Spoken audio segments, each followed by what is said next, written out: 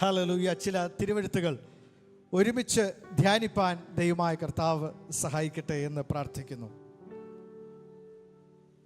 ദൈവത്തിൻ്റെ വചനം നമ്മുടെ ഉള്ളത്തെ ബലപ്പെടുത്തട്ടെ എന്ന് പ്രാർത്ഥിക്കുന്നു. 40-ാം സങ്കീർത്തനത്തിലെ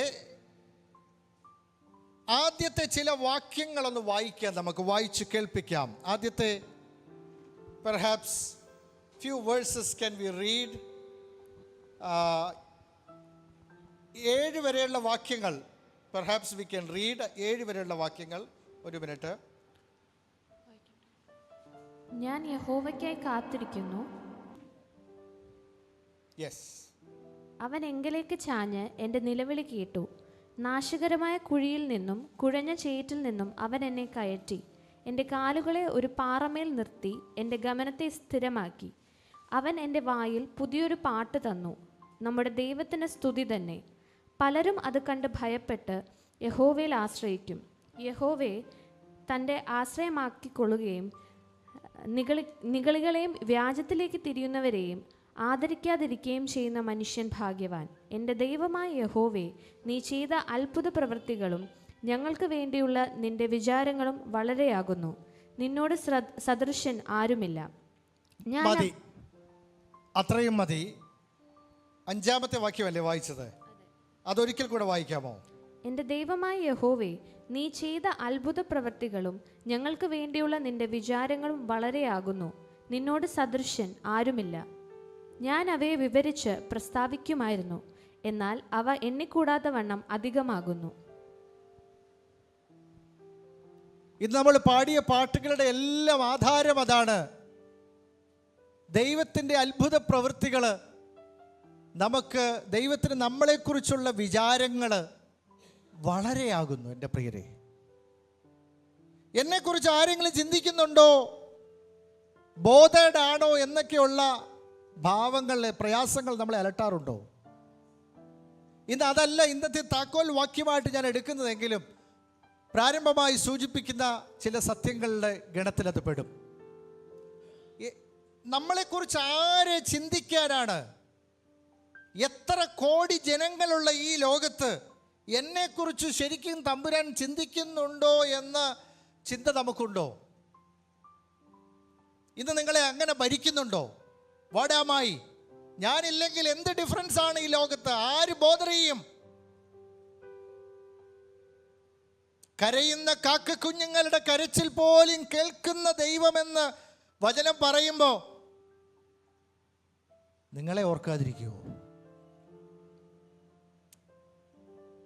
നമ്മുടെ ഈ കാടുകളിൽ എത്രയോ കിളികൾ നിലത്ത് വീഴുന്നുണ്ട്. ആരും വിലമതിക്കാത്ത ഒരു ചെറിയ കുരുകിൽ പോലും നിലത്ത് വീഴുന്നുണ്ടെങ്കിൽ അതെൻ്റെ ദൈവം അറിയാതെ നിലത്ത് വീഴില്ല എന്ന് വചനം പറയുമ്പോൾ നിങ്ങൾ അതിനേക്കാൾ വിശേഷതയുള്ളവരല്ലയോ എന്ന് ദൈവം ചോദിക്കുമ്പോൾ ആണോ അല്ലയോ എന്ന് നിങ്ങൾ പറയൂ.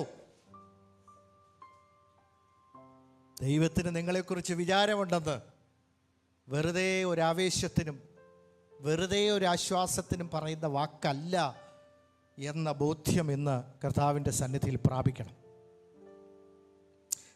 ഇതൊരു വിലാപമായ, ഇതൊരു രക്ഷയ്ക്കായിട്ടുള്ള ദൈവത്തിൻ്റെ വിലാപമാണ് ഈ സങ്കീർത്തനം. ഈ സങ്കീർത്തനത്തിൻ്റെ ആകമാനം ഉള്ള വിശദീകരണമല്ല എന്ന് ഞാൻ നൽകാൻ പോകുന്നത്. ഒരു പ്രത്യേക വീക്ഷണത്തിൽ നമ്മൾ ഇതിലെ ചില പ്രധാനപ്പെട്ട സത്യങ്ങൾ നോക്കാനായിട്ട് പോവുകയാണ്. ഇത് രക്ഷയ്ക്കായിട്ടുള്ള ഒരു രക്ഷാസംഗീതം എന്ന് വേണമെങ്കിൽ പറയാം. ഈ സത്യത്തിൽ ഇത് രക്ഷയ്ക്കായിട്ടുള്ളൊരു വിലാപമാണെന്ന് വേണമെങ്കിൽ പറയാം. അതിൽ 2-ാമത്തെ വാക്യമാണ് ഇന്നത്തെ ചിന്തയ്ക്ക് പ്രധാനമായിട്ട് നമ്മൾ ആധാരമായിട്ട് എടുക്കുന്നത്. പക്ഷെ 1-ാമത്തെ വാക്യം എന്താ പറയുന്നത്? ഞാൻ യഹോവയ്ക്കായി ശരിക്ക് കാത്തിരുന്നു എന്നാണോ, കാത്തുകാത്തിരുന്നു എന്നാണോ? കാത്തിരിപ്പും കാത്തുകാത്തിരിപ്പും വ്യത്യാസമുണ്ട്. ആരും കാത്തുകാത്തിരിപ്പ് യോഗം നടക്കാറില്ല, കാത്തിരിപ്പ് യോഗം നടത്താറുള്ളൂ അല്ലേ? ദൈവത്തിനായിട്ട് കാത്തുകാത്തിരിപ്പ് യോഗം ആരൊക്കെ നടത്താറുണ്ട്?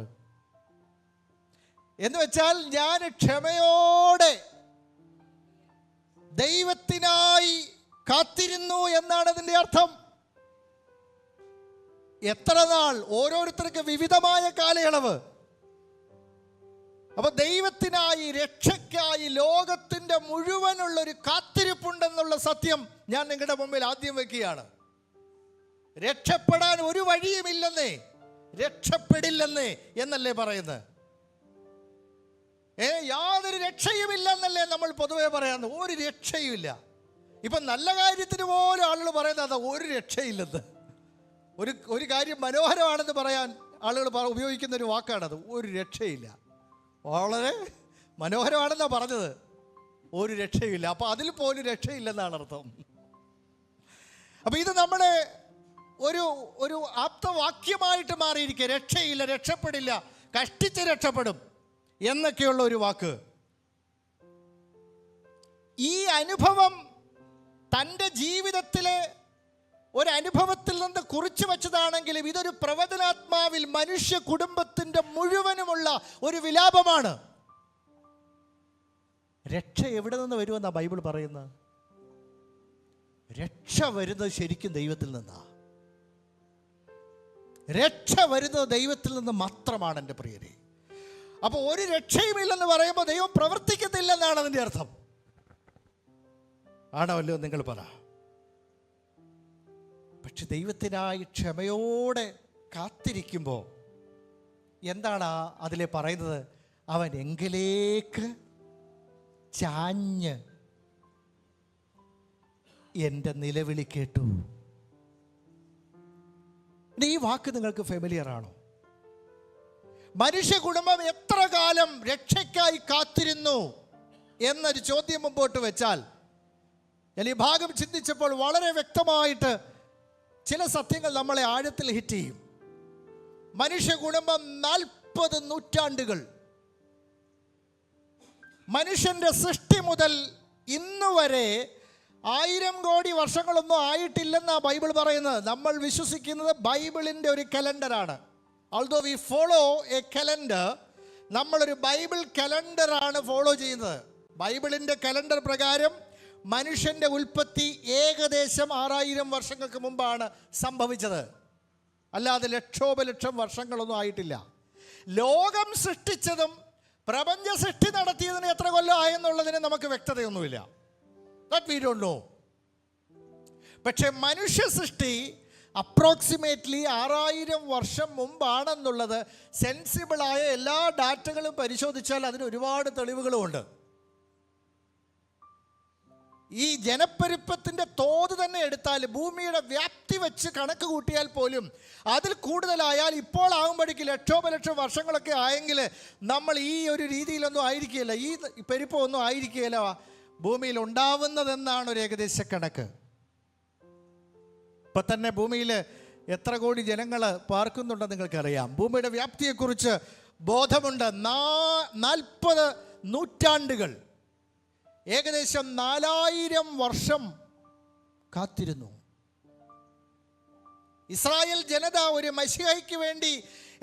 അവർക്ക് കൊടുത്ത ദൈവകൽപ്പന പ്രകാരം, അവർക്ക് കൊടുത്ത തിരുവെഴുത്ത് പ്രകാരം എത്ര കാലം കാത്തിരുന്നു? അവരും എത്രയോ കാലങ്ങളായി കാത്തിരിക്കുകയായിരുന്നു. അവരിപ്പോഴും കാത്തിരിക്കൊണ്ടിരിക്കുക. അവർക്ക് അവരുടെ കാത്തിരിപ്പ് തുടങ്ങിയിട്ട് ഏകദേശം ഒരു 4000 years ആയി. ശരിയാണോ ഞാൻ പറയുന്നത്? ഒരു രാജ്യമായി രൂപപ്പെട്ട് അവർക്ക് അന്നു മുതൽ ഒരു വാഗ്ദത്ത മശിഹ ഉദിക്കുമെന്നും അവരുടെ വിമോചകൻ ജനിക്കുമെന്നുള്ള പ്രത്യാശയുണ്ടായിരുന്നു. നീയോ ബേത്ലഹേം എഫ്രാത്തെ, യഹൂദ സഹസ്രങ്ങളിൽ ചെറുതായിരുന്നാലും ഇസ്രായേലിന് അധിപതിയായിരിക്കേണ്ടവൻ എനിക്ക് നിന്നിൽ നിന്ന് ഉത്ഭവിച്ചു വരും. അപ്പൊ സത്യത്തിൽ യഹൂദന്മാർ കാത്തിരുന്ന മശിഹ, ലോകം കാത്തിരുന്ന മശിഹ, രക്ഷകൻ യേശു ആയിരുന്നു, യേശുവാണ് എന്ന് നമുക്കിന്നറിയാം. പുതിയ നിയമത്തിൻ്റെ വെളിച്ചത്തിൽ ആ സത്യമാണ് നമുക്ക് ആരോട് ചേർക്കാനുള്ളതും നമുക്ക് ഉച്ചത്തിൽ പ്രഘോഷിക്കാനുമുള്ള സത്യം. രക്ഷയുടെ വിളംബരം ഈ സങ്കീർത്തനത്തിൽ തന്നെ, ഈ വചനഭാഗത്ത് തന്നെ അത് വ്യക്തമാണ്. നമ്മൾ ഇന്ന് അതല്ല ചിന്തിക്കുന്നത്. ഞാൻ പറഞ്ഞു, എന്നെ കേൾക്കുന്നവരെ, ഈ മനുഷ്യൻ്റെ അറിഞ്ഞും അറിയാതെയുമുള്ള രക്ഷയ്ക്കായുള്ള വിലാപത്തിന് അന്ത്യം കുറിച്ചുകൊണ്ടാണ്, അതിന് ഉത്തരം നൽകിക്കൊണ്ടാണ് കർത്താവ് ഭൂമിയിലേക്ക് വന്നത്. ഇവിടെ തൻ്റെ വ്യക്തിപരമായ സാഹചര്യത്തിലേക്ക്, ഇവിടെ നമ്മുടെ ഒരു പേഴ്സണൽ ചലഞ്ച് ആണെങ്കിലും ദൈവം നമ്മിലേക്ക് ഇറങ്ങി വരും. ചിലപ്പോൾ ക്ഷമയോടെ ചില കാലങ്ങൾ കാത്തിരിക്കേണ്ടി വരും. പക്ഷെ നമ്മുടെ പ്രത്യാശയ്ക്ക് ഭംഗം വരാതെ ദൈവം തക്ക സമയത്ത് ഓരോരോ വിധങ്ങളിൽ നമ്മുടെ ജീവിതത്തിൽ പ്രവർത്തിക്കുമെന്നതിന് സംശയമില്ല. ആ അനുഭവങ്ങൾ ഉണ്ടായിരുന്നു.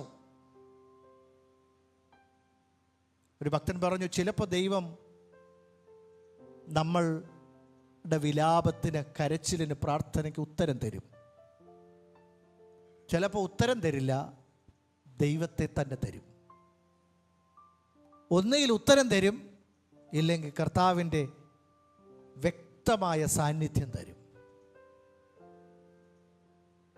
അത് മതിയല്ലോ നമുക്ക്. ചിലപ്പം ചാരാൻ നമുക്കൊരാശ്വാസത്തിനൊരു മാറിടം മതി. ചാരാൻ കർത്താവ് മതി. ആ സ്നേഹത്തിൻ്റെ കരം മതി. രണ്ടാമത്തെ വാക്യം, അപ്പോൾ ദൈവം നിലവിളി കേട്ട് ചാഞ്ഞിറങ്ങി വരുന്ന ദൈവമാണെന്ന് ഉള്ള വാക്യത്തിലൂടെ ഞാൻ ഈ ക്രിസ്മസ് സീസണിൽ നമ്മളോട് പറയാൻ ആഗ്രഹിക്കുന്നൊരു സത്യം ഇതാണ്. ദൈവം നമ്മെ തേടി തൻ്റെ വ്യക്തി ജീവിതത്തിലേക്ക് മാത്രമല്ല, മനുഷ്യ കുടുംബത്തെ തേടി ചാഞ്ഞ് വന്നു എന്നല്ല, ഇറങ്ങി വന്നു എന്നുള്ളതാണ്. ദൈവത്തിനായി കാത്തിരുന്നു എന്നാ, ദൈവം തന്നെ ഇറങ്ങി വന്നു. ആകാശം ചായ്ച്ചിറങ്ങി വരണമേ എന്നൊരു വാക്കുണ്ട്. Hallelujah, praise the Lord. ശരിക്കും അത് കർത്താവ് ചെയ്തു. ആകാശം ചായ്ച്ച് സ്വർഗത്തിൽ നിന്ന് ഭൂമിയിൽ വരിക അസാധ്യമായ കാര്യം, അത് ദൈവം ചെയ്തു. ലോകം മുഴുവനും ആഘോഷിക്കുന്ന ക്രിസ്മസിൻ്റെ സന്ദേശത്തിൻ്റെ അന്തസത്തയാണ് ലോകം മുഴുവനും കാത്തിരിക്കുന്ന രക്ഷകനിതാ എന്ന് പറയുന്നതാണ്. സത്യത്തിൽ ഈ എഴുതിയ കുറിപ്പതാണ്. ഹല്ലേലൂയ. ഇന്ന് സംഭവം ഞാനിത് ചിന്തിച്ചുകൊണ്ടല്ല, എങ്കിലും ഇതിന് ഭയങ്കര ഒരു കോറിലേഷൻ ഞാൻ കണ്ടു. രണ്ടാമത്തെ വാക്യം വായിക്കൂ എൻ്റെ പ്രിയരെ. നാശകരമായ കുഴിയിൽ നിന്നും കുഴഞ്ഞ ചേറ്റിൽ നിന്നും അവൻ എന്നെ കയറ്റി. മതി. ഇതാണ് ഇന്നത്തെ ചിന്തയ്ക്ക് പ്രധാനമായിട്ടും അടിസ്ഥാനമായിട്ട് എടുക്കുന്ന ഒരു ചിന്ത. ഈ ആത്മീയ ചിന്തയിൽ എന്നോടൊപ്പം ഒന്ന് യാത്ര ചെയ്യണം, എന്നോടൊപ്പം ഒന്ന് ചിന്തിക്കണം. ഇവിടെ നാശകരമായ കുഴി എന്നാണ്, നോട്ട് എ നോർമൽ പിറ്റ്. വെറുതെ അങ്ങ് കയറിപ്പോരാൻ പറ്റുന്ന ഒരു കുഴിയൊന്നും ആയിരുന്നില്ലത്. പണ്ട് ജോസഫിൻ്റെ ചരിത്രം ഞാൻ പറയുമ്പോൾ, ജോസഫിനെ ഇട്ട പൊട്ടക്കിണർ എന്ന് പറയുമ്പോൾ അറിഞ്ഞും അറിയാതെയും കൊച്ചു പിള്ളേരായ നമ്മൾ ചിന്തിക്കുന്നത് എന്താ, പണ്ട് ആനകളെ പിടിക്കാൻ കുഴിക്കുന്ന ആനക്കുഴിയാണെന്നും നമ്മുടെ നാട്ടിൽ പൊട്ടക്കിണർ എന്ന് പറയുന്നത് എന്താ, നമ്മൾ നാടൻ പച്ച മലയാളത്തിൽ പൊട്ടക്കിണർ എന്ന് പറയുന്നത് എന്തായിരുന്നു? വെള്ളമില്ലാത്ത കിണർ. ഈ വെള്ളമില്ലാത്ത പൊട്ടക്കിണർ മിക്കവാറും ആഴം കുറഞ്ഞായിരിക്കും. ഒരുപാട് ആഴമൊന്നും, ചില പൊട്ടക്കിണറ്റിൽ ആഴമുള്ള പൊട്ടക്കിണറുകളുമുണ്ട്. പക്ഷെ പൊതുവേ പൊട്ടക്കിണർ എന്ന് പറഞ്ഞാൽ നമുക്ക് കാണിച്ചു തന്നിട്ടുള്ള കുഴികളൊക്കെ അതാ. പക്ഷെ ഇതുപോലൊരു പൊട്ടക്കിണറ്റിൽ ജോസഫിനെ ഇട്ടു എന്ന് പറഞ്ഞപ്പം ഞാൻ വിചാരിച്ചു, ചുമ്മാ അവരൊക്കെ അങ്ങോട്ട് മാറുമ്പം പുള്ളിക്ക് ഒരു വള്ളിയെ പിടിച്ച് വെളിയിൽ ഇറങ്ങി വരാമല്ലോ എന്നാണ് ഞാൻ പോലും ചിന്തിച്ചത്. പക്ഷെ പിൽക്കാലത്ത് ഒരുപാട് കാലങ്ങൾക്ക് ശേഷമാണ് ഞാൻ മനസ്സിലാക്കിയത് അതങ്ങനെയൊന്നും ആയിരുന്നില്ലെന്ന്. അതെന്തായിരുന്നു പിന്നെ? അത് ഭൂമിയുടെ പിളർപ്പുകളായിരുന്നു. അതിന് നമ്മളൊന്നും ചിന്തിക്കാത്ത ആഴമുണ്ടായിരുന്നു. എത്ര ആഴമുണ്ടെന്ന് ഇടുന്ന ആൾക്കും അറിയില്ല, പോകുന്ന ആൾക്കും അറിയത്തില്ല. ഭൂമിയുടെ പിളർപ്പുകൾ, അതിൻ്റെ അഗ്രം വളരെ ചെറുതാണെങ്കിലും അതിന് എത്രത്തോളം ആഴമുണ്ടെന്ന് ചിന്തിക്കാൻ പറ്റത്തില്ലെന്നാ. അത് മാത്രമല്ല, അതിൻ്റെ അകത്തില്ലാത്ത ജീവികളൊന്നും ഉണ്ടാവില്ലെന്നാ. എല്ലാ ക്ഷുദ്രജീവികളുടെയും ആവാസ കേന്ദ്രമായിരുന്നു ഈ പൊട്ടക്കിണർ. അപ്പോൾ ജോസഫിനെ അതിൻ്റെ അകത്തിട്ടു എന്ന് പറയുമ്പോൾ അതിൻ്റെ അർത്ഥം അവൻ മരിച്ചെന്നാ, അവൻ അസ്തമിച്ചെന്നാണ് അതിൻ്റെ അർത്ഥം. അവൻ രക്ഷപ്പെടില്ലെന്നാണ് അർത്ഥം. മനസ്സിലായോ? അതുകൊണ്ട് ഞാൻ പറയുന്നു, അവൻ അവിടെ കിടന്ന് കൈയടിച്ച് പാടുകയൊന്നും അല്ലായിരുന്നു. അവൻ അവിടെ കിടന്ന് ദൈവത്തോട് വിലപിക്കുന്നുണ്ടായിരിക്കാം. പക്ഷേ അവൻ്റെ മരണം പേടിച്ചരണ്ട് മരണം കാത്ത് കിടക്കുകയായിരുന്നു. നമ്മളും ജീവിതത്തിൻ്റെ വഴിമുട്ടുന്ന സാഹചര്യങ്ങളിൽ രക്ഷപ്പെടില്ല, ഭയമാണ് നമ്മളെ ഭരിക്കുന്നത്.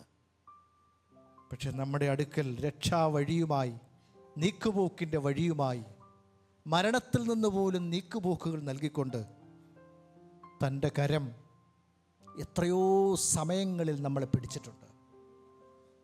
ദൈവത്തിന് നന്ദി പറയാമോ? എത്രയോ സമയങ്ങളിൽ അപകടങ്ങളിൽ നിന്ന് വിടുവിച്ചിട്ടുണ്ട്, വലിയ വീഴ്ചകളിൽ നിന്ന് വിടുവിച്ചിട്ടുണ്ട് ദൈവം നമ്മെ. കർത്താവിൻ്റെ കരുതലുകൾ നമ്മൾ ഓർത്തുകൊണ്ട് ഈ സത്യത്തെ ഒന്നുകൂടി ഒന്ന് മനസ്സിലാക്കാൻ ദൈവത്തിൻ്റെ ആത്മാവ് നമ്മെ സഹായിക്കട്ടെ. ഇതൊരു ഹൊറിബിൾ പിറ്റാണ്. ഇത് നാശകരമായ കുഴിയാണ്. ഇതൊരു സാധാരണ കുഴിയല്ല. മനുഷ്യവർഗം മുഴുവനും അകപ്പെട്ടിരിക്കുന്ന ഈ കുഴി ഒരു കാലത്തും രക്ഷപ്പെടാൻ പറ്റാത്തതാണ്. ചുമ്മാതല്ല പറയുന്നത് അവര് രക്ഷപ്പെടില്ലെന്ന്, രക്ഷയില്ലെന്ന്.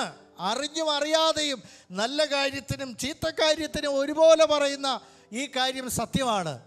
നമുക്കൊരിക്കലും നമ്മളെ രക്ഷപ്പെടുത്താൻ പറ്റില്ല. നമുക്കെപ്പോഴും നമ്മുടെയൊക്കെ സങ്കല്പങ്ങളിൽ നമ്മളെ രക്ഷിക്കുന്ന ഒരു നായകൻ, ഒരു രക്ഷകൻ വരും എന്ന കാര്യം നമ്മളുടെ കഥകളിലും സങ്കല്പങ്ങളിലും നിറഞ്ഞു നിൽക്കുന്നുണ്ടെന്ന് ഞാൻ എഴുതിയിട്ടുണ്ട്. ഒരു കൊച്ചു കാര്യം, ഒരു കൊച്ചു കാർട്ടൂൺ കഥ മുതൽ ഹോളിവുഡുകാർ ഇറക്കുന്ന വലിയ വലിയ മൂവീസ് അടക്കം നായകന്മാരില്ലാത്ത മൂവികളുണ്ടോ? ഒന്ന് പറഞ്ഞാട്ടെ, എന്താണ് അതിൻ്റെ കാരണം? മനുഷ്യനൊരു രക്ഷകനെ വേണം. ആരോ ഒരാൾ അവരെ രക്ഷിക്കാൻ വരുമെന്നുള്ള ആ സങ്കല്പം, ആ സോഫ്റ്റ്വെയർ നമ്മുടെ ഉള്ളിലുണ്ട്. എല്ലാവരിലും ഒരു നായകനുണ്ടെന്ന് പറയാണ്ട്, അതും സത്യമാണ്. കാരണം ദൈവ സാദൃശ്യത്തിൽ സൃഷ്ടിച്ച നമ്മൾ, ഞാൻ ചിന്തിക്കുന്നത് ദൈവത്തിൻ്റെ നായകത്വം, ദൈവം രാജാവാണ്, നായകനാണ്. അതുകൊണ്ട് തന്നെ ദൈവ സാദൃശ്യത്തിൽ നമുക്കെല്ലാവർക്കും തന്നെ ഒരു ലീഡർഷിപ്പ് എബിലിറ്റി ദൈവം ഇൻബിൽട്ടാണിത്. No you jump in. തക്ക സമയത്ത് സാധാരണക്കാരൻ പോലും അസാധാരണക്കാരനായ നായകന്മാരായി തീരാറുണ്ട്. വെരി ഓർഡിനറി മാൻ. അത് വാഴ്ത്തി പാടാറുമുണ്ട്, ശരിയല്ലേ? വെള്ളത്തിൽ ചാടി രക്ഷിച്ചവർ, മുങ്ങാൻ പോകുന്നവരെ സ്വന്തം ജീവൻ പോലും അവഗണിച്ചുകൊണ്ട് എടുത്ത് ചാടി രക്ഷിച്ചവർ, ആ ത്യാഗത്തെ നമ്മൾ വാനോളം പുകഴ്ത്താറുണ്ട്, ശരിയല്ലേ? നമ്മുടെ നാട്ടിലെ വെള്ളപ്പൊക്കം ഉണ്ടായപ്പോൾ അതിജീവിച്ച കഥകളെക്കുറിച്ചൊക്കെ നമുക്കറിയാം. സാധാരണക്കാരായ മുക്കുവന്മാരെന്ന് ലോകത്തിൻ്റെ നെറുകയിലെത്തി, അല്ലേ? അവർ നായകന്മാരായി. എന്താ കാരണം? അവർ കാണിച്ച സ്നേഹം, സഹവർത്തിത്വം, അവർ കാണിച്ച സഹിഷ്ണുത, അവരുടെ സ്നേഹം, അതല്ല ഒരു നായകത്വത്തിൻ്റെ, പ്രത്യേകിച്ച് അവരുടെ ത്യാഗം, അതിൻ്റെ തെളിവാണ് എൻ്റെ പ്രിയരെ. നാശകരമായ കുഴി, കുഴഞ്ഞ ചേറ്, മയറി ക്ലേ, ഈ രണ്ട് പദങ്ങൾ മനുഷ്യവർഗം അകപ്പെട്ടിരിക്കുന്ന ചുഴിയുടെ ആഘാതവും അതിൻ്റെ വ്യാപ്തികളും കൃത്യതയോടെ വിവരിക്കുന്ന സത്യങ്ങളാണ്. ഇത് നമ്മളുടെ മനസ്സിൽ അടിവരയിടണം. ഞാൻ ഈ സന്ദേശത്തിൽ അത് കുറിച്ചിട്ടുണ്ട്. നിങ്ങൾക്കത് വായിക്കുമ്പോൾ മനസ്സിലാകും. ഇത് നിങ്ങൾ ഗ്രഹിച്ചിട്ട് ഒരാൾക്ക് കൊടുക്കുമ്പം നിങ്ങൾക്ക് സുവിശേഷം പറയാനും എളുപ്പമാണെന്ന് ഞാൻ ചിന്തിക്കുക. നമ്മളോടും ആദ്യം പറയണം, അതിനുശേഷം മറ്റുള്ളവരോടും പറയാൻ കഴിയട്ടെ എന്ന് ഞാൻ പ്രാർത്ഥിക്കുകയാണ്.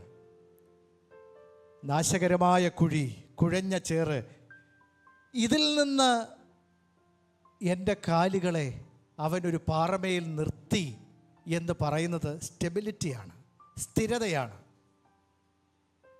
എൻ്റെ ഗമനത്തെ സ്ഥിരമാക്കി എന്ന് പറയുന്നത് ഞാൻ നടന്നു പോകുന്ന മുൻപോട്ടുള്ള ഗമനമാണ്.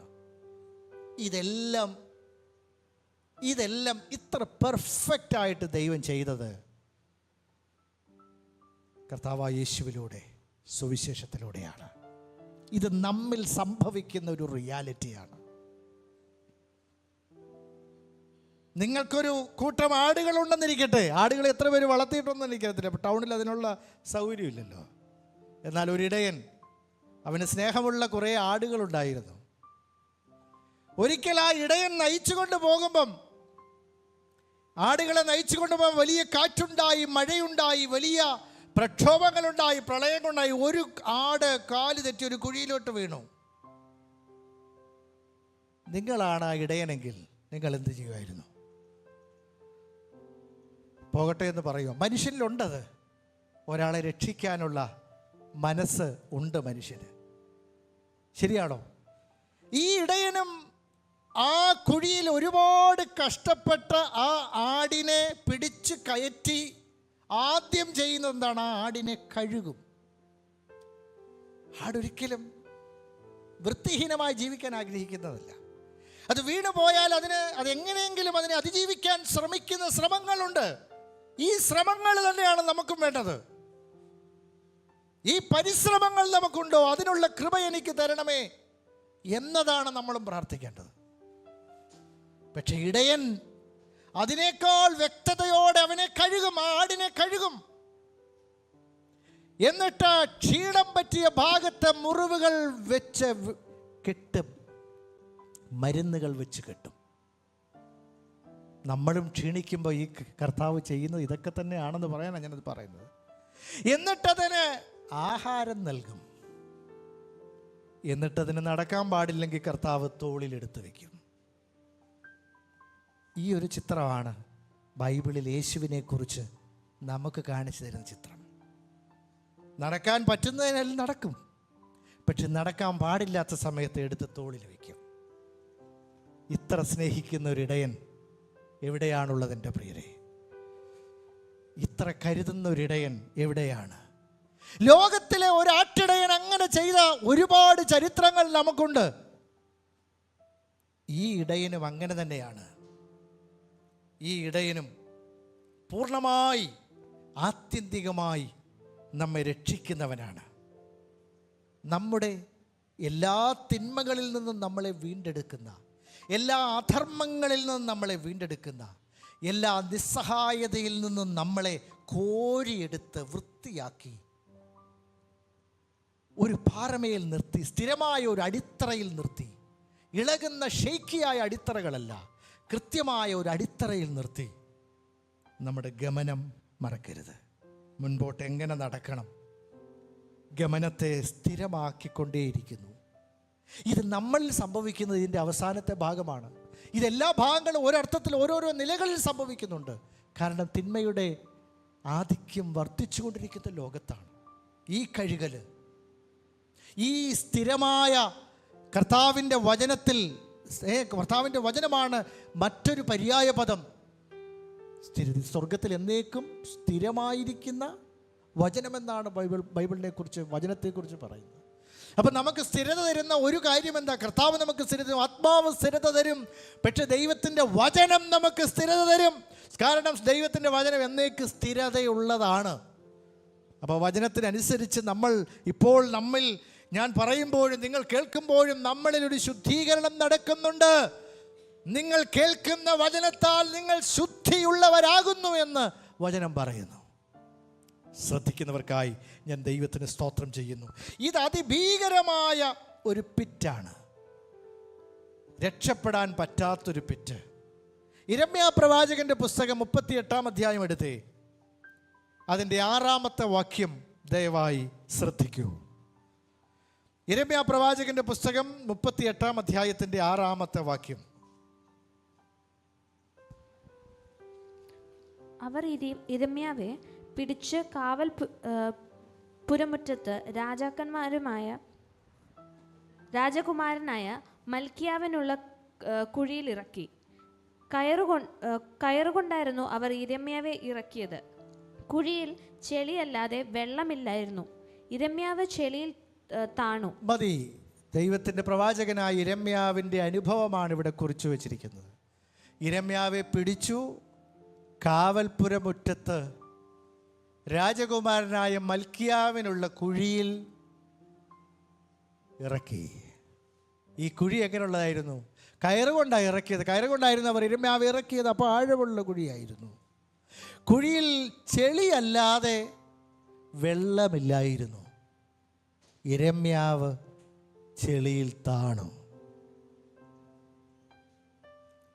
സ്വർഗത്തിൻ്റെ താക്കോൽ വാക്യമെന്ന്, സ്വർഗത്തിൻ്റെ ഫോൺ നമ്പർ എന്ന് കുട്ടികളുടെ സൺഡേ സ്കൂളിൽ കുഞ്ഞുങ്ങളെ പറഞ്ഞ് പഠിപ്പിക്കുന്ന ഒരു സത്യമുണ്ട്. ഏതാണെന്നറിയാമോ? യിരെമ്യാവ് 33:3. സ്വർഗത്തിലെ ഫോൺ നമ്പർ എന്താണെന്ന് അറിയത്തില്ലെങ്കിൽ ഇതാണ് സ്വർഗത്തിൻ്റെ ഫോൺ നമ്പർ എന്ന് പറഞ്ഞ് കുഞ്ഞുങ്ങളെ സൺഡേ സ്കൂളിൽ ഒരു സരസമായ രീതിയിൽ പഠിപ്പിക്കുന്നൊരു കാര്യമാണ്. 333 ഇരമ്യാവ് 33:3 എൻ്റെ ഓർമ്മയിൽ നിന്ന് പറയുകയാണ്. എന്നെ വിളിച്ചപേക്ഷിക്കുക, ഞാൻ നിനക്ക് ഉത്തരവരുളും. സ്വർഗത്തിൻ്റെ ഫോൺ നമ്പർ ഈ കുറിച്ച് വെച്ചോണേ. ഞാൻ വലുതും ഭയങ്കരവുമായ കാര്യങ്ങളെ നിന്നെ കാണിക്കും. ഹല്ലേലൂയ. ദൈവത്തിന് സ്തോത്രം ചെയ്യാമോ? എന്നെ വിളിച്ചപേക്ഷിക്കുക. എവിടെ നിന്നും? ഏതെല്ലാം വ്യത്യസ്തമായ സാഹചര്യത്തിൽ ഭക്തന്മാർ ആയിരുന്ന സമയത്തും കാലത്തും അവിടെ നിന്ന് ദൈവത്തോട് നിലവിളിച്ചപ്പോൾ ഉത്തരം നൽകി അവരുടെ യാചനകൾക്ക് മറുപടി നൽകിയ ഒരു ദൈവത്തെ ആണോ നമ്മൾ കാണുന്നതെന്ന് നിങ്ങൾ പറയൂ. ബൈബിളിൻ്റെ താളുകളിൽ അതാണ്. വ്യത്യസ്തമായ സാഹചര്യങ്ങളിൽ അവരുടെ കഷ്ടതയിൽ അവർ ദൈവത്തോട് നിലവിളിച്ചു. അതുപോലും നിരസിച്ച് കളഞ്ഞില്ല ദൈവമെന്ന് വചനം നമ്മളോട് പറയുന്നെങ്കിൽ, ഇന്ന് നമ്മളോട് ദൈവത്തിൻ്റെ ആത്മാവ് പറയുന്ന മനുഷ്യവർഗത്തിൻ്റെ മുഴുവനായ വിലാപത്തെ തീർക്കുവാനായി ദൈവപുത്രൻ ഈ ഭൂമിയിൽ ജാതനായത്, ദൈവത്തിൻ്റെ ഈ മഹാപ്രവൃത്തി, ഈ നാശകരമായ ഏറ്റവും നാശകരമായ കുഴി ഏതാണെന്ന് ചോദിച്ചാൽ ബോട്ടംലെസ് പിറ്റാണ്. അടിയില്ലാത്തൊരു കുഴി നമുക്ക് കാണാൻ പറ്റില്ല.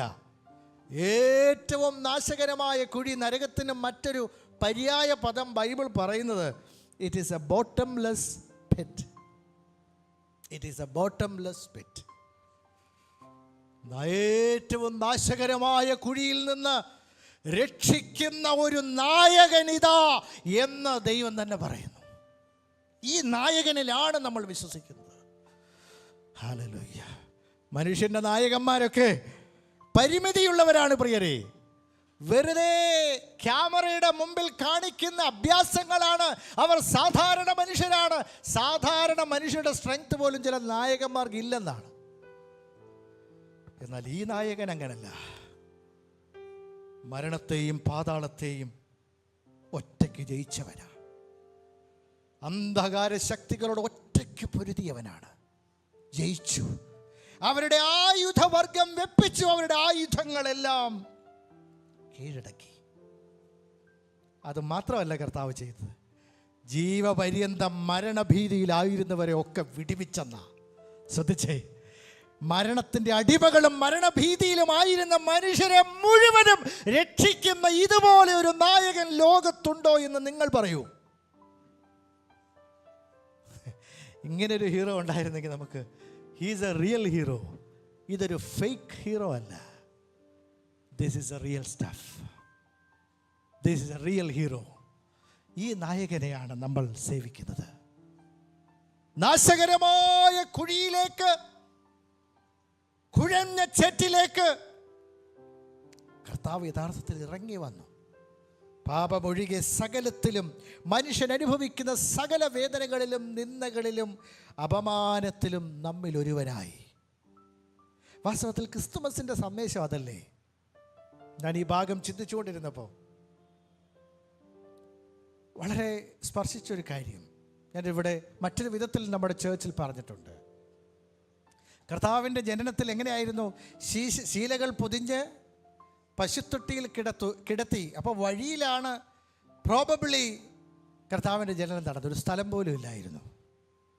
ശീലകൾ പൊതിഞ്ഞ് ഒരു മെയിഞ്ചറിൽ. ഇന്നത്തെ പശുത്തൊട്ടി തന്നെ എത്ര വൃത്തികേടാണ് നമുക്കറിയാം. ഇന്നത്തെ മോഡേൺ, നമ്മുടെ നാട്ടിലൊക്കെ പണ്ട് നമ്മുടെ നാടൻ പ്രദേശങ്ങളിലെ പശുത്തൊഴുത്തിന് എന്തോരം വൃത്തി ഉണ്ടായിരുന്നു എന്ന് I don't know. I mean, എൻ്റെ അറിവിലൊന്നും അത്ര വലിയ വൃത്തിയിലൊന്നുമല്ല പശുത്തൊട്ടി.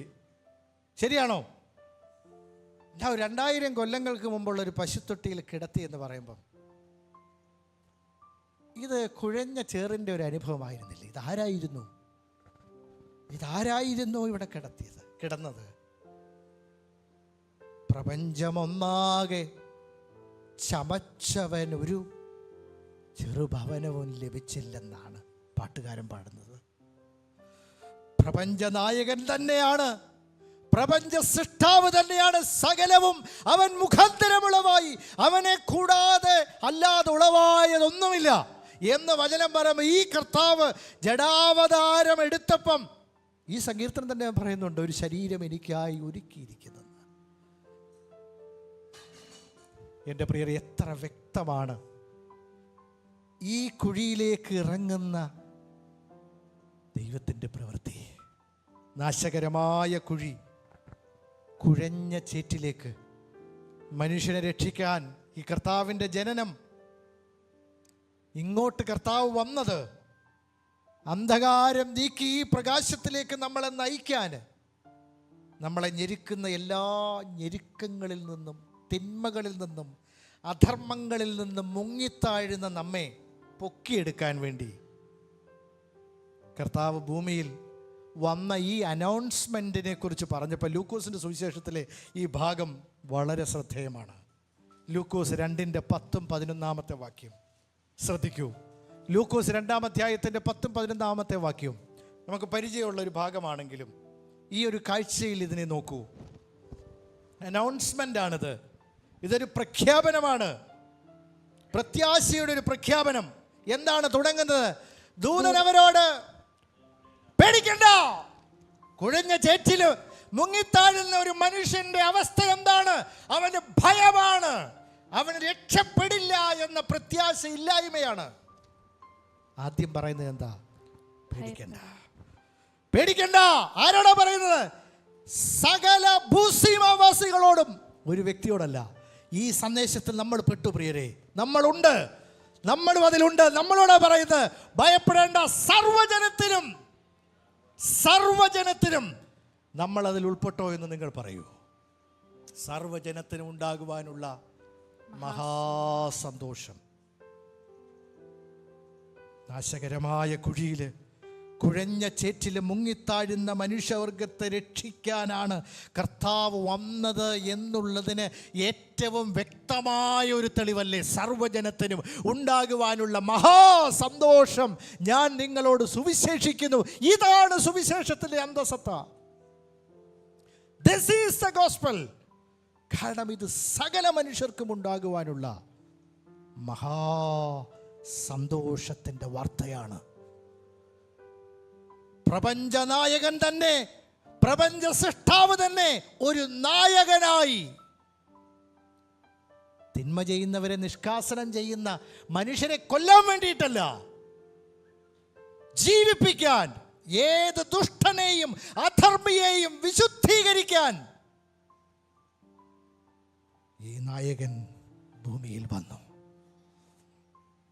ഈ ഭൂമിയിൽ ഉദയമെടുത്തു.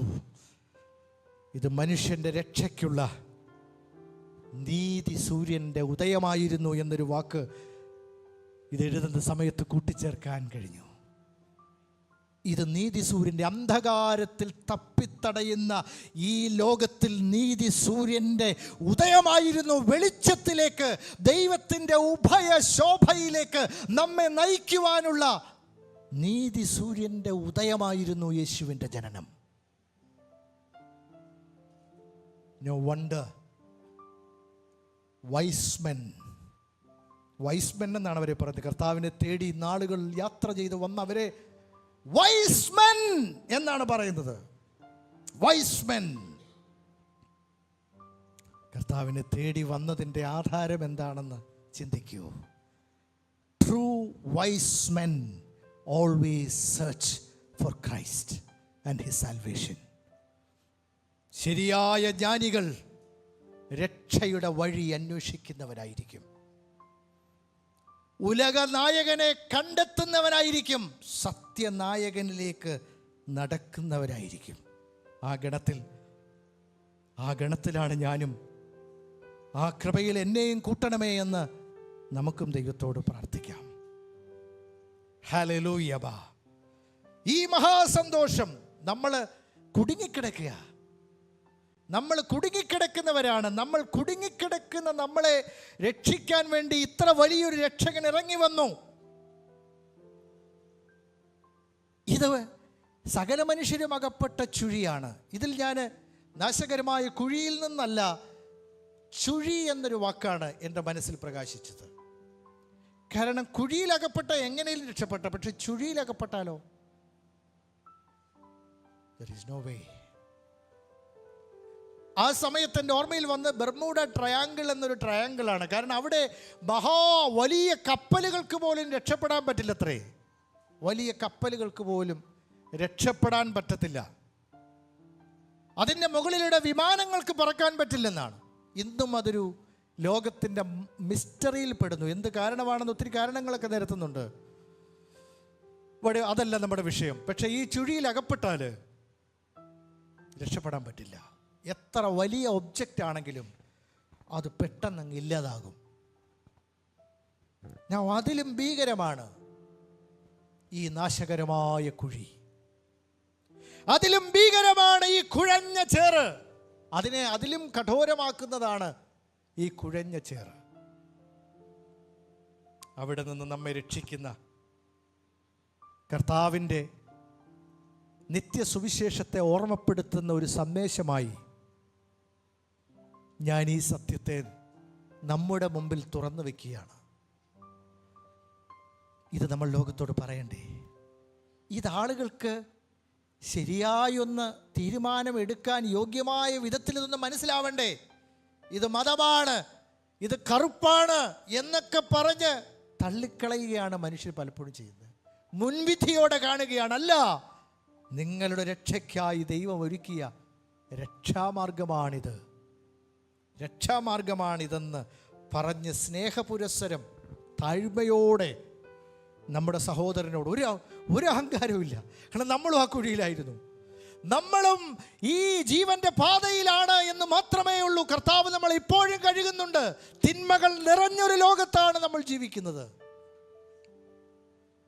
അതുകൊണ്ട് ഒരു അണുവിട പോലും അഹങ്കാരമോ ഉന്നത ഭാവമോ കൂടാതെ രട്ടിലും വെണ്ണീറും ഇരുന്നു കൊണ്ടെന്ന് പറഞ്ഞതുപോലെ താഴ്മയോടെ വേണം, ഭയഭക്തിയോടെ വേണം നമ്മൾ ഒരുവന് സത്യം കൊടുക്കാൻ. അങ്ങനെ കൊടുക്കാൻ ദൈവം നമ്മെ സഹായിക്കട്ടെ എന്ന് ഞാൻ പ്രാർത്ഥിക്കുന്നു. നിസ്സഹായതയുടെ ഒരു തെളിവായി കുഴഞ്ഞ ചേറിനെ നമുക്ക് കാണാം. താഴുന്ന ഒരവസ്ഥ, എല്ലാം സിങ്ക് ചെയ്യുന്ന അവസ്ഥ, ചവിട്ടുന്നിടമെല്ലാം താഴുന്ന ഒരു അനുഭവം നമ്മുടെ ജീവിതത്തിലുണ്ടായിട്ടുണ്ടോ? ഒരു രക്ഷയില്ല. ചവിട്ടുന്നിടമെല്ലാം താണു പോവുകയാണെങ്കിൽ നിങ്ങളെ കുഴഞ്ഞ ചേറ്റിൽ കയറിയിട്ടുണ്ടോയെന്ന് അറിയത്തില്ല. No, it is a very sinking, ഒരു സിങ്കിങ് ഫീലിംഗ് തന്നെ. എത്ര ഭീകരമാണ് എൻ്റെ പ്രിയരെ. നമ്മൾ അറിഞ്ഞോ അറിയാതെയോ ഒരു രോഗി അങ്ങേയറ്റം പറ്റി മരിക്കാറാകുമ്പോൾ പറയുന്ന ഒരു വാക്ക്, ഡോക്ടർമാർ പോലും പറയുന്നൊരു വാക്ക് എന്താണ്? He or she is sinking. He or she is sinking. അവൻ മുങ്ങിക്കൊണ്ടിരിക്കുകയാണെന്ന്. പ്രായമുള്ള ഭക്തയായ ഒരു സ്ത്രീ, യേശുവിൽ അടിയുറച്ച് വിശ്വസിക്കുന്ന ഒരു സ്ത്രീ ഒരിക്കൽ ഡോക്ടർമാർ പറയുന്ന ഈ വാക്ക് കേട്ട് മറുപടി പറഞ്ഞത് ഇപ്രകാരമാണ്: how can one who stand on the rock zinc?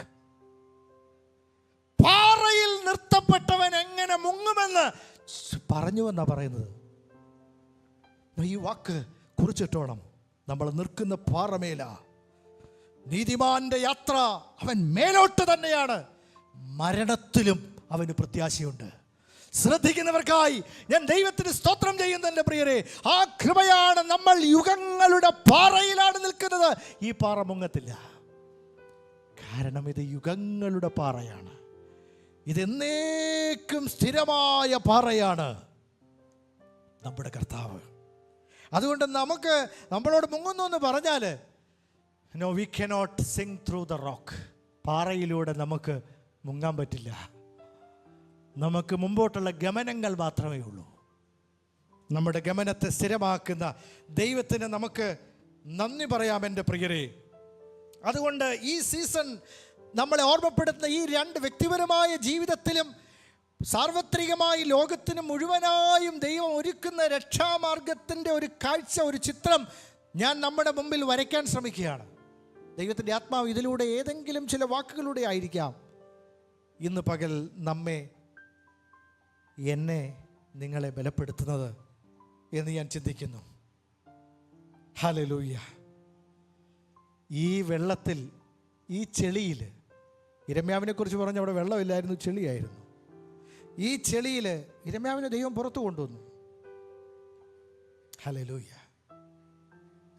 ദൈവം നമ്മളെ പുറത്തു കൊണ്ടുവരുന്ന ദൈവമാണ്, രക്ഷിക്കുന്ന ദൈവമാണ്, രക്ഷയുടെ പ്രത്യാശ നൽകുന്ന ദൈവമാണ്. നമ്മളെ ഈ ചെളിയിൽ നിന്നുകൊണ്ട് റിമോട്ട് കൺട്രോളിൽ സ്വർഗത്തിൽ നിന്ന് കർത്താവ് കൺട്രോൾ ചെയ്തല്ല നമ്മളെ രക്ഷിക്കാൻ വന്നത്. ഇതാണ് സുവിശേഷത്തിൻ്റെ മഹത്വം. അങ്ങനെ ദൈവത്തിന് ചെയ്യാൻ പാടില്ലായിരുന്നോ? ഉണ്ടായിരുന്നു. അപ്പം നമ്മൾ ദൈവകൃപയുടെ ആഴം ഗ്രഹിക്കാൻ പറ്റില്ലായിരുന്നു. സ്നേഹം എന്താണെന്ന് അറിയാൻ പറ്റില്ല. ഇപ്പോൾ എല്ലാം ഡിജിറ്റലായിട്ട് കാണുന്ന പോലെ ഇരിക്കും, എല്ലാം വെർച്വലായിട്ടാണ് എല്ലാവരും എല്ലാം മനസ്സിലാക്കാൻ ശ്രമിക്കുന്നത്. നമ്മളെല്ലാം സ്ക്രീനിലാണ്. നോ, അത് റിയൽ അല്ല. ഹല്ലേലൂയ. ഞാൻ കൊച്ചു കുഞ്ഞുങ്ങളോട് പറയാം, this is real, this is real. നിങ്ങൾ കാണുന്ന കാർട്ടൂൺ അല്ലത്, ഇത് റിയൽ ആണെന്ന് പറയാറുണ്ട്. അതുകൊണ്ട് നമ്മളും വേക്കപ്പ് ചെയ്യണം. റിയാലിറ്റിയെ മനസ്സിലാക്കാൻ നമ്മൾ മനസ്സിലാക്കണം. റിമോട്ട് കൺട്രോളറിലല്ല കർത്താവ് അത് ചെയ്തത്. പിന്നെന്താ ചെയ്തത്? നമ്മുടെ സഭയുടെ പേര് ഹൈലാൻഡ് ഇമ്മാനുവൽ ഫെലോഷിപ്പ് എന്നാണല്ലേ. That's a beautiful name. ഈ ചെളിയിലേക്ക് ഇറങ്ങി വന്നു ദൈവം, നമ്മോട് കൂടെ നമ്മുടെ കരത്തിൽ പിടിക്കാൻ വേണ്ടി വന്നു എന്നുള്ളതാണ് സുവിശേഷത്തിൻ്റെ മഹത്വം. നമ്മളെ കൈപിടിച്ചു കയറ്റുകയാണ് കർത്താവ്. കരം തന്ന് നമ്മളെ പുറത്തെടുക്കുകയാണ്. ഈ മയറി ക്ലേ എല്ലാ ബോണ്ടേജുകളും ദൈവം ബ്രേക്ക് ചെയ്ത്, എല്ലാ നമ്മളെ ബാധിച്ചിരിക്കുന്ന ചങ്ങലകളെ അറുത്തുവിട്ട്, നമ്മളെല്ലാം ഓരോരോ തരങ്ങളിലുള്ള ചങ്ങലകൾ ബാധിച്ചിട്ടുണ്ട്. നമ്മൾ വിശ്വാസികളാണെങ്കിൽ പോലും ചില മനോഭാവങ്ങളുടെ ചങ്ങലകൾ, തെറ്റായ ചിന്താധാരകളുടെ ചങ്ങലകൾ, തെറ്റായ ഉപദേശങ്ങളുടെ ചങ്ങലകൾ നമ്മളെ ബന്ധിക്കുന്നുണ്ട്. അതിനെ നമ്മൾ സ്നാപ്പ് ചെയ്യുക തന്നെ വേണം. അത് ദൈവശക്തിയിൽ ഈ ബോണ്ടേജ് കർത്താവിന് തന്നെ ബ്രേക്ക് ചെയ്യാൻ പറ്റത്തുള്ളൂ. ഈ മയറി ക്ലേക്ക് അങ്ങനെ ഒരു ഡയമെൻഷൻ ഉണ്ടെന്ന് ഞാൻ പറയട്ടെ. അതെല്ലാം കർത്താവ് നമ്മളെ വെടിപ്പാക്കി, നമ്മളെ കഴുകി, നമ്മളെ ശുദ്ധീകരിച്ച്, നമ്മളെ ജീവനും വിശുദ്ധിയും ദൈവത്തിന് പ്രസാദമുള്ള ഒരു യാഗം കഴിക്കത്തക്ക വിധത്തിൽ നമ്മുടെ ഗമനത്തെ സ്ഥിരമാക്കുന്ന ദൈവമാണെന്നുകൂടെ നമ്മൾ മനസ്സിലാക്കണം. ആ കഴുകൽ നമുക്ക് പ്രാപിക്കാം. പത്രോസ് പറഞ്ഞ വാക്ക് കഴിഞ്ഞ ദിവസം കർത്താവിൻ്റെ ദാസൻ കുര്യാക്കോസ് പാസ്റ്റർ ക്ലാസ് എടുത്തുകൊണ്ടിരിക്കുന്ന സമയത്ത് ഒരു കാര്യം പറഞ്ഞു. എൻ്റെ പാദം കഴുകണ്ടെന്നാ. എങ്ങനെയാണ് പത്രോസ് പറഞ്ഞത്? അപ്പോൾ കർത്താവ് പറഞ്ഞൊരു മറുപടിയുണ്ട്, ഞാൻ നിന്നെ കഴുകുന്നില്ലെങ്കിൽ നിനക്ക് എന്നോട് കൂടെ ഒരു പങ്കുമില്ല. ഇത് പത്രോസിനോടാണ് പറഞ്ഞത്. അപ്പം ഇതിന്ന് നമ്മളോടും, അപ്പോൾ കർത്താവ് എന്നെ കഴുകണമേ എന്ന് നമ്മളെല്ലാവരും പ്രാർത്ഥിക്കേണ്ട പ്രാർത്ഥനയാണ്. Jesus will have to wash us. നമ്മളുടെ ആത്മാവിലും ജഡത്തിലും വ്യാപിക്കുന്ന എല്ലാ കന്മഷങ്ങളും പോക്കാൻ കർത്താവ് തന്നെ നമ്മളെ കഴുകണം. ആ കന്മഷങ്ങൾ പോക്കി നമ്മെ ശുദ്ധീകരിക്കണമേ എന്ന് നമുക്ക് ദൈവത്തോട് പ്രാർത്ഥിക്കാം. സ്ഥിരമായ അടിസ്ഥാനത്തിൽ നമ്മളെ നിർത്തുന്നത് കർത്താവ്. യേശുവിൻ്റെ അമ്മയായ മറിയ, കുറച്ച് സമയം കൂടെ ഉള്ളൂ. അതിനോ നമുക്ക് ഒരുപാട് നേരം ഒന്ന് ശ്രദ്ധിച്ചിരിക്കാൻ ഇച്ചിരി പാടാണെന്ന് എനിക്കും അറിയാം. Listen, give me just few more minutes. Hallelujah,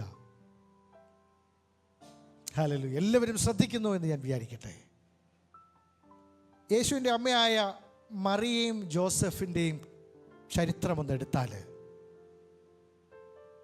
നമുക്കറിയാവുന്ന കാര്യമാണ്. അവരനുഭവിച്ച വ്യഥകൾ എത്രമാത്രമാണ്. അവർ സത്യത്തിന് വേണ്ടി നിന്നു. അവർ അനുഭവിച്ച നിശ്ചയമില്ലായ്മ എത്ര വ്യക്തമാണ്. Now, can you relate? നമുക്കതിനോട് യോജിക്കാൻ പറ്റുമോ? ചില സാഹചര്യങ്ങളിൽ നമ്മൾ ഭക്തരായി ജീവിച്ചാലും നമുക്ക് പല വിധത്തിലുള്ള ചലഞ്ചസ് ഉണ്ട്.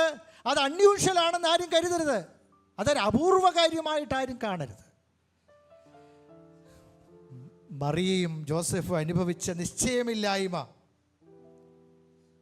സമൂഹം അവരെ പഴിപറഞ്ഞു തള്ളിയത്, അവരെ ഉപേക്ഷിച്ചത്, എന്നിട്ടും അവർ ദൈവത്തിനായി, ഇന്ന് വായിച്ച വാക്യം, കാത്തിരുന്നു എന്നല്ല, കാത്തുകാത്തിരുന്നു, ക്ഷമയോടെ കാത്തിരുന്നു എന്ന്.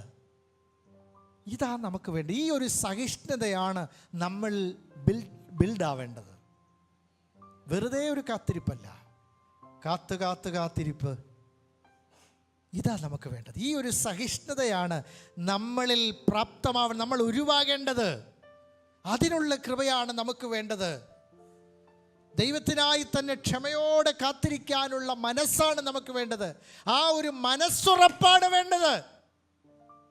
ആ മനസ്സുറപ്പാണ് കർത്താവേ എനിക്ക് വേണമെന്ന് ഇന്ന് നമ്മൾ പ്രാർത്ഥിക്കേണ്ടത്.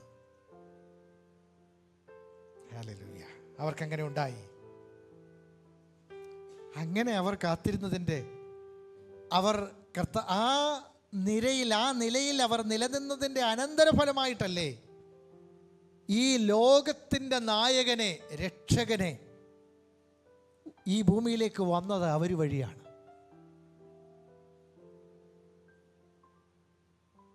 ഈ വിമാനത്തെ ഭൂമിയിലേക്ക് ഇറങ്ങാൻ വേണ്ടിയുള്ള എയർപോർട്ട് ഉണ്ടാക്കിയത്, എത്ര വലിയ വിമാനമാണെങ്കിലും എയർപോർട്ടില്ലെങ്കിൽ താഴെ ഇറങ്ങാൻ പറ്റുമോ? No tell me. എത്ര വലിയ വിമാനമാണ്, ജംബോ ജെറ്റാണ്. പക്ഷേ എയർപോർട്ടില്ലെങ്കിൽ, കൊച്ചിയിൽ എയർപോർട്ടില്ലെങ്കിൽ ഒരു വിമാനവും വരില്ല. പണ്ടത്തെ കൊച്ചി എയർപോർട്ട് ആർക്കൊക്കെ ഓർമ്മയുണ്ട്? I remember. ഇവിടെ ഞാൻ ഈ നേവൽ ബേസിൻ്റെ അവിടെ ചിലരെയൊക്കെ റിസീവ് ചെയ്യാൻ വന്നിട്ടുണ്ട്. Very small airport. പക്ഷേ ഇന്ന് നമുക്ക് അഭിമാനത്തോടെ ഓർക്കാമല്ലേ, എത്ര നല്ല വിമാനങ്ങൾക്ക് ഇറങ്ങാനൊരു നല്ല വിമാനത്താവളം ഉണ്ടായി. വെള്ളത്തിലാണെങ്കിലും കുഴപ്പമില്ല, പക്ഷേ ഇന്ന് അവരൊത്തിരി വർക്ക് ചെയ്ത് മനോഹരമായ ഒരു വിമാനത്താവളം ഉണ്ടാക്കി, കേരളീയർക്ക് അഭിമാനിക്കാവുന്ന വിധത്തിൽ. താങ്ക് ഗോഡ് ആ യാത്രാ സൗകര്യത്തിനായിട്ട്. പക്ഷേ എത്ര നല്ല വിമാനമാണെങ്കിൽ ഇറങ്ങാൻ സ്ഥലമില്ലെങ്കിൽ ഇറങ്ങാൻ പറ്റില്ല. എത്ര വലുതാണെങ്കിലും പറ്റില്ല. ദൈവത്തിന് ഇറങ്ങാൻ ഒരു പോർട്ട് വേണം, ഒരു എയർപോർട്ട്. ആ പോർട്ടായിരുന്നു മറിയയും ജോസഫും. അവർ ദൈവത്തിനായി കാത്തിരുന്ന സഹിഷ്ണുതയോടെ അവർ ദൈവത്തിൽ ആശ്രയിച്ചതിൻ്റെ ഒരു പരിണിത ഫലം തന്നെയല്ലേ അവരനുഭവിച്ചത്. ഈ ഉലക നായകനെ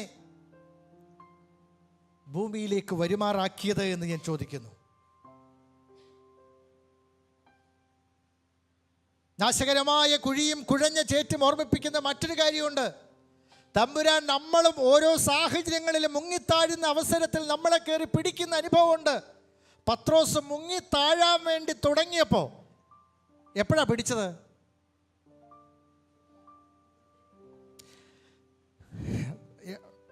ആദ്യം പിടിച്ചോ? ആദ്യം നടന്നു. എല്ലാം നോക്കിയപ്പം മുങ്ങിത്താഴി ഇങ്ങനെ കുറച്ചൊക്കെ താഴുമ്പോഴാണ് ഈ വിളി വരുന്നത്. അപ്പം നീ നേരത്തെ വിളിച്ചില്ലല്ലോ എന്ന് പറഞ്ഞ് കർത്താവ് പിടിക്കാതിരുന്നോ? നമ്മൾ മുങ്ങിത്താഴുമ്പം തൻ്റെ കരമുണ്ട്. ഞാൻ ഉഷസ്സിൻ്റെ ചിറക് ധരിച്ച് സമുദ്രത്തിൻ്റെ അറ്റത്ത് ചെന്ന് പാർത്ത് ആരുമില്ല, ഏകാന്തതയുടെ ചുഴിയിൽ. ഇതിൽ ഞാൻ പല ചുഴികൾ എഴുതിയിട്ടുണ്ട്, ചിലതൊന്നും എഴുതിയിട്ടില്ല, എല്ലാം കോംപ്രഹെൻസീവ് ഒന്നുമല്ല. കുറച്ച് ചുഴികൾ എൻ്റെ മനസ്സിൽ വന്നപ്പോൾ ഞാൻ എഴുതി. അതിലൊന്ന് എഴുതിയത് ഏകാന്തതയുടെ ചുഴിയാണ്. ഡിപ്രസ്ഡ് ആയിട്ടുള്ള ആളുകൾ പോകാൻ ആഗ്രഹിക്കുന്ന ചുഴി ഏകാന്തതയുടെ ചുഴിയാണ്. അവരങ്ങ് പോകും, അനന്തവിഹായുസിൽ പറന്നങ്ങ് പോകും ഒറ്റയ്ക്ക്. അപ്പോൾ അവിടെ 139 സങ്കീർത്തനം ഓർമ്മിപ്പിക്കുന്നത്, അങ്ങനെ പോയാലും അവിടെയും നിൻ്റെ കൈ എന്നെ പിടിക്കും. അങ്ങനെയാണോ? ആ വാക്യം ഒന്ന് വായിച്ച്. Now there is actually a phrase there. അവിടെ ഒരു അൺയൂഷ്വൽ ആയൊരു ഫ്രേസ് അവിടെ 139 സങ്കീർത്തനത്തിൽ. ഞാൻ വിചാരിച്ചല്ല വാക്യം പറയണമെന്ന്. സമുദ്രത്തിന്റെ അറ്റത്ത് ചെന്ന് പാർത്താൽ അവിടെയും നിന്റെ കൈ എന്നെ നടത്തും, നിന്റെ വലം കൈ എന്നെ പിടിക്കും. നിന്റെ വലം കൈ എന്നെ പിടിക്കും. The most unusual place. It is a wild imaginative place. അതാണ് വളരെ വലിയ ഇമാജിനേഷൻ. അത് അങ്ങനെ ഒരു സ്ഥലമുണ്ടോ? ഉഷസിൻ്റെ ചിറക് ധരിച്ച് സമുദ്രത്തിൻ്റെ അറ്റം എന്ന് പറഞ്ഞ സ്ഥലമുണ്ടോ? It is a wild imagination. അങ്ങനെ സങ്കല്പങ്ങളുടെ തേരിലേറി എന്നൊക്കെ ഉള്ള പാട്ടുകൾ കേട്ടിട്ടുണ്ട്. അങ്ങനെ അങ്ങ് പോയി ഏകാന്തമായി പോയാലും അവിടെയും ദൈവത്തിൻ്റെ കരം പിടിക്കുമെന്ന് പറഞ്ഞാൽ അതിൻ്റെ അർത്ഥം എത്താ? എനിക്ക് ദൈവത്തമ്പുരാൻ വെളിപ്പെടുത്തി തന്ന ഒരു അർത്ഥം ഞാൻ വിചാരിക്കുന്നത്, നമ്മൾ മനസ്സിൻ്റെ നിഗൂഢതകളിൽ പോയി ഒളിക്കാൻ ശ്രമിച്ചാലും ദൈവത്തിൻ്റെ കരം നമ്മളെ പിടിക്കുമെന്നാണ്. മനസ്സിൻ്റെ നിഗൂഢതകളിൽ പോയി ഒളിക്കാൻ ശ്രമിച്ചാലും തൻ്റെ കരം നമ്മളെ പിടിക്കും എന്നാണ്. ദൈവത്തിൻ്റെ നെറ്റ്വർക്ക് ഇല്ലാത്ത ഒരു കവറേജ് ഒരിടത്തുമില്ല, പ്രപഞ്ചത്തിലുമില്ല, നിൻ്റെ മനസ്സിൻ്റെ നിഗൂഢതകളിൽ പോലുമില്ല. ശ്രദ്ധിക്കുന്നവർക്കായി ഞാൻ ദൈവത്തിന് നന്ദി പറയുന്നു. ഞാൻ പത്രോസ് മുങ്ങാൻ പോയപ്പോൾ കർത്താവ് പിടിച്ചു. ആ വാക്യം വായിക്കണമെന്നുണ്ടായിരുന്നു. ഹല്ലേലൂയ. ദൈവത്തിന് നന്ദി പറയാം. ഇനിയും ചില കാര്യങ്ങൾ കൂടെ പറയാനുണ്ടെങ്കിലും ഞാൻ ഇന്ന് അതിന് സമയമെടുക്കുന്നില്ല എൻ്റെ പ്രിയരെ. കാരണം ഞാൻ ഒരുപാട് സത്യങ്ങൾ പറഞ്ഞു. ഓവർലോഡ് ആകുമ്പം അത് നിങ്ങൾക്ക് ഭാരമാകും. ഈ നാശകരമായ കുഴിയുടെ ഈ കുഴഞ്ഞ ചേറിൻ്റെ ആഘാതവും വ്യാപ്തിയും ആഴവും ചിന്തിച്ച് ഇതിലേക്കാണല്ലോ കർത്താവെ അങ്ങ് ഇറങ്ങി വന്നത് എന്ന സത്യം മാത്രം ചിന്തിച്ചിന്ന് വീട്ടിൽ പോയാൽ മതി. അതിനെക്കുറിച്ച് ചിന്തിച്ചാൽ മതി. എത്ര ഭീകരമായ നാശത്തിലാണ് വാസ്തവത്തിൽ മനുഷ്യവർഗം ആസകലം അകപ്പെട്ടിരിക്കുന്നത്. ദൈവം ഒരുക്കിയ രക്ഷ എത്ര വലിയതാണ്. വെല്ലുവിളി അധികമാകുമ്പം നമ്മൾ എഴുതുന്ന കഥകളിൽ പോലും വെല്ലുവിളി എത്ര കൂടുമോ അത്രമാത്രം പ്രയാസത്തിലേക്ക് ഇറങ്ങി വരുന്ന നായകന് പ്രാധാന്യമുണ്ടാകും എന്നൊരു തത്വമുണ്ട്. ശരിയാണോ? ചെറിയൊരു കാര്യം ചെയ്യാൻ ആർക്കും കഴിയും. പക്ഷെ വെല്ലുവിളി ഏറ്റവും കൂടുതലായ ഒരു കാര്യം ചെയ്യാൻ എളുപ്പമായിട്ട് കഴിയില്ല. ഈ നായകൻ, ഈ രക്ഷകൻ ചെയ്തത് എന്താണ്, അതിൻ്റെ വ്യാപ്തി എന്താണെന്ന് പരിശുദ്ധാത്മാവ് തന്നെ നമുക്ക് വെളിപ്പെടുത്തട്ടെ. ഈ കുഴിയുടെ നാശം എന്താണ്? ഈ നിത്യനാശം എന്താണ്? ഈ മയറി ക്ലേ എന്താണ്? ഇവിടെ മുങ്ങിത്താണാൽ രക്ഷപ്പെടുത്താൻ പറ്റില്ല. എന്തുമാത്രം റിസ്കിയാണ് ഈ റെസ്ക്യൂ ഓപ്പറേഷൻ. എന്നിട്ടും തമ്പുരാൻ അത് ചെയ്തു എന്നാണ് വചനം പറയുന്നത്. He rescued. അത് നമ്മൾ ചിന്തിക്കേണ്ട ഒരു കാര്യമാണ്. നമ്മളെ രക്ഷിക്കാനായി ഈ നാശകരമായ കുഴിയിലേക്ക്, കുഴഞ്ഞ ചേറ്റിലേക്ക് അവിടെ നിന്ന് വന്നു. തമ്പുരാന് തൻ്റെ പാദങ്ങൾ ചവിട്ടാന്, ഈ ഭൂമിയിലൊന്ന് ചവിട്ടി എന്ന് പറയുന്നത് തന്നെ നമ്മളുടെയൊക്കെ നാട്ടിൽ പ്രധാനമന്ത്രിമാരും പ്രസിഡന്റുമാരും ഒക്കെ വരുമ്പോൾ അവർക്ക് കൊടുക്കുന്ന ഈ കോൺവോയ് ഉണ്ടല്ലോ, എത്ര ഭയങ്കരമായിട്ട്. ഞങ്ങൾ അൺയൂഷ്വലായിട്ട് കഴിഞ്ഞ ദിവസം ഒരു യാത്ര ചെയ്തപ്പം അവിടെ എങ്ങനെയോ ഇന്ത്യൻ പ്രസിഡന്റ് വന്നു. പക്ഷേ ഇന്ത്യൻ പ്രസിഡന്റ് വരുമ്പം വാസ്തവത്തിൽ ഞങ്ങളൊരു കുഞ്ഞു സ്ഥലത്ത് താമസത്തിൻ്റെ അടുത്തായിരുന്നു ഇവർ താമസിച്ചത്. തലേ ദിവസം വരുന്നതിൻ്റെ വലിയ കോൺവോയ് കാണാൻ 2-3 മണിക്കൂറൊക്കെ ആളുകൾ ട്രാഫിക്കിൽ നിന്നു. അന്ന് അങ്ങനെ ആദ്യമായിട്ടാണ് ഒരു ഇന്ത്യൻ പ്രസിഡന്റിനെ ഒരു 3 മീറ്റർ ദൂരത്തിൽ കാണുന്നത്. അങ്ങനൊരു അനുഭവം കഴിഞ്ഞ ദിവസം ഉണ്ടായി. പക്ഷേ ഈ യാത്രയിൽ എന്തോരം കോൺവോയ് ആണ് ഈ ഇന്ത്യൻ പ്രസിഡന്റിൻ്റെ മുമ്പാകെ ഉള്ള ആ ഒരു പ്രൊസഷനിൽ എത്ര മനോഹരമായിട്ടാണ് അത് ക്രമീകരിച്ചിരിക്കുന്നത്. എത്ര സുരക്ഷാ കവചങ്ങളാണ് തീർത്തിരിക്കുന്നത്. She's an ordinary lady. എന്താണ് അവരുടെ പ്രത്യേകത? ഈ രാജ്യത്തിൻ്റെ 1ാമത്തെ പൗരനാണ് അല്ലേ? ഈ രാജ്യത്തിൻ്റെ 1ാമത്തെ പൗരനാണ്. ഒരു രാജ്യത്തിൻ്റെ മുഴുവനും അന്തസ്സും ആഭിജാത്യവും അതിൻ്റെ ഗ്ലോറിയുടെയും ഒരു പ്രകടനമാണ് അവരുടെ യാത്ര. ഒരു ലളിതമായ യാത്രയാണെങ്കിലും. അതൊന്ന് മാറ്റിവെച്ചിട്ട് നിങ്ങളെ അതിൻ്റെ സ്ഥാനത്ത് പ്രതിഷ്ഠിച്ചേ. ദൈവരാജ്യത്തിൽ നമ്മൾ എത്ര ചെറിയവരാണെന്ന് തോന്നിയാലും how amazing we are, how valuable we are for God എന്ന് നമ്മുടെ തലയിലൊന്ന് രജിസ്റ്റർ ചെയ്തിട്ട് ഇന്ന് ഇവിടെ നിന്ന് പോകാവൂ. കാണാതെ പോയതിനെ വില കുറഞ്ഞതായിരുന്നെങ്കിൽ നമ്മളെ രക്ഷിക്കാൻ വരുവാൻ എത്രമാത്രം ദൈവത്തിന് നമ്മൾ മൂല്യമുള്ളവരായിട്ടാണ് ഈ ചെളിയിൽ മുങ്ങിത്താഴുന്നത്. ഡയമണ്ടാണ്, ദൈവത്തിൻ്റെ ഡയമണ്ട്സ് ആയിരുന്നു. ഭൂമിയിൽ ഏറ്റവും മൂല്യമുള്ള ഒരു വസ്തു വേറെന്തെങ്കിലും ഉണ്ടെങ്കിൽ അതായിരുന്നു. ഡയമണ്ട്.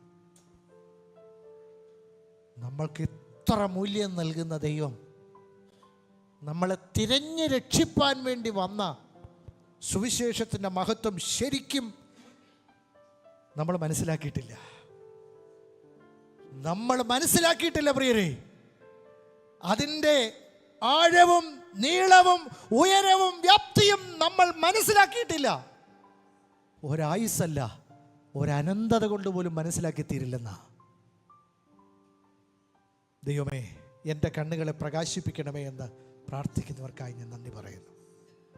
എത്ര വലിയ രക്ഷയാണ് ഈ നാശകരമായ കുഴിയിൽ നിന്നും, കുഴഞ്ഞ ചേറ്റിൽ നിന്നും അങ്ങ് കയറ്റാനായിട്ട് ഉപയോഗിച്ചത്. ഞാൻ അവസാനിപ്പിക്കുന്നതിന് മുമ്പ് ഒരു കഥ എൻ്റെ ഓർമ്മയിലേക്ക് വന്ന് അതുകൂടെ പറഞ്ഞ് ഞാൻ നിർത്താം. ഇത്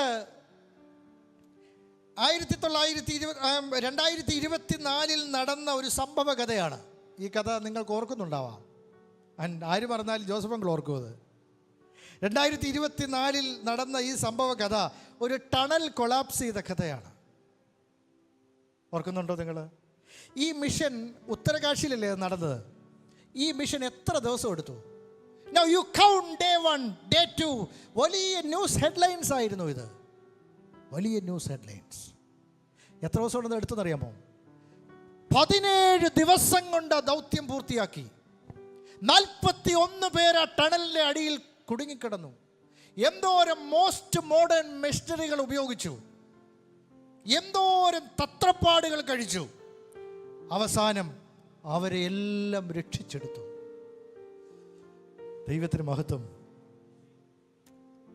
ഇതിലും ഭീകരമായ ചുഴിയിലാണ് നമ്മൾ ഓരോരുത്തരും പെട്ടിരിക്കുന്നത്.